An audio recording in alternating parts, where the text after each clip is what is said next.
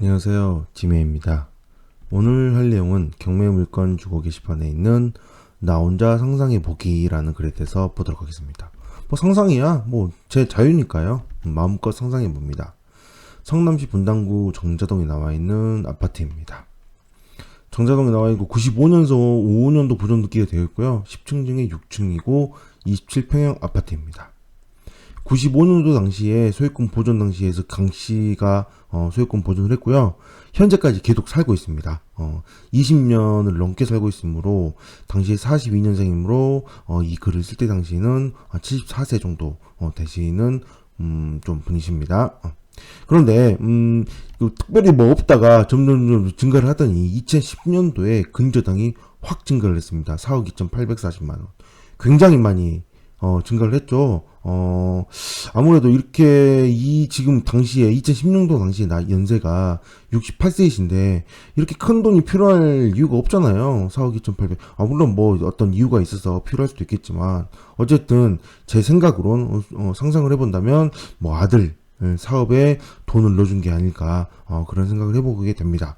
게다가 근저당권자가 광주농협입니다. 북광주농협이라고 굉장히 멀죠. 여긴 성남인데 아무래도 대출을 받기 위해서 전남 광주까지 간 걸로 보입니다. 그럼 최대한 정말 많이 뽑았던 얘기잖아요. 그리고 사건 기본 내역을 보면 접수일자 경매에 신청된 날짜가 2015년 12월 18일인데요. 자, 보다시피 매각 물건 명세서를 보시면 전입자 강씨가 있는데 전입자 날짜가 2015년 11월 23일입니다. 자, 보다시피 경매 신청 약 한 3주 전에 전입을 했죠. 아무래도 최우선 문제를 노린 게 아닐까 싶은 생각을 해보게 됩니다. 또 같은 강씨잖아요. 그럼 좀 제 생각에는 혹시 아들이지 않을까 이런 아까 74세이신 할아버지 분의 이렇게 돈을 이렇게 끌어쓴 아들이 아닐까 그런 생각을 해보게 됩니다.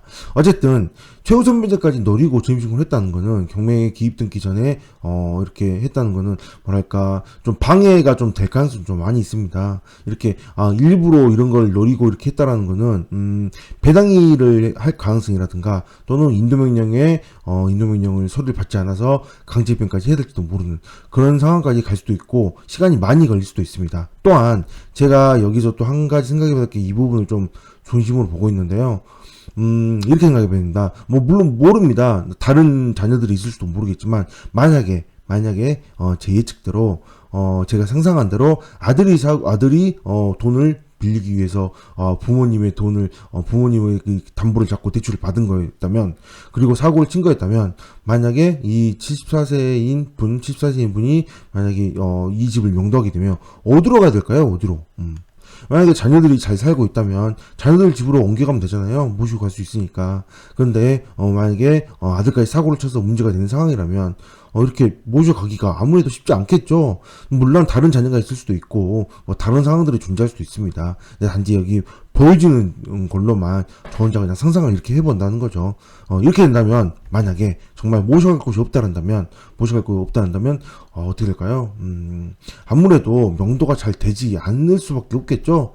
74세인 할아버지와 명도가 대화가 좀 쉽지 않을 거니까요. 그러면 당연히 아들이라고 짐작되는 분과 대화를 해야 되는데 아무래도 대출을 많이 북광주까지 가서 대출을 끌어쓰고 그 다음에 최우선 면제까지 노리고 1,000만 원 보증금을 넣고 이렇게 표현을 하고 한 거 보면 아무래도 이런저런 이득을 다 챙기려고 하지 않을까 싶은 생각을 해보게 됩니다. 또한 1995년도부터 지금까지 계속 살고 있었거든요.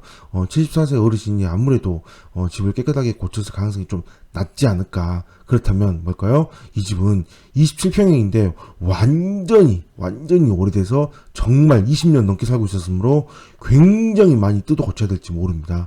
그러므로 아주 싸게 받지 않으면 메리트가 없어 보인다라고 이때 당시에 제가 이렇게 글을 썼었습니다.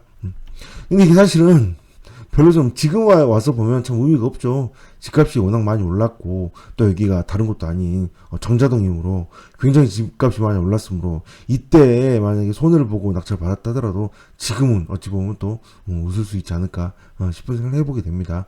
어쨌든 이 글을 쓸 때 당시에는 명도에 대한 고민을 많이 명도에 대한 고민을 꼭 해야 되고요. 그 다음에 수리비에 대한 고민을 꼭 해야 되는 물건이므로 아무래도 쉽게 접근하기는 쉽지 않은 이게 아무래도 접근하기 쉽지 않은 그런 물건으로, 이런 물건들은 아무래도 좀 경매에서는 상대적으로 다른 경매 물건에 비해서는 상대적으로 좀 메리트가 좀 떨어진다고 볼 수가 있겠죠.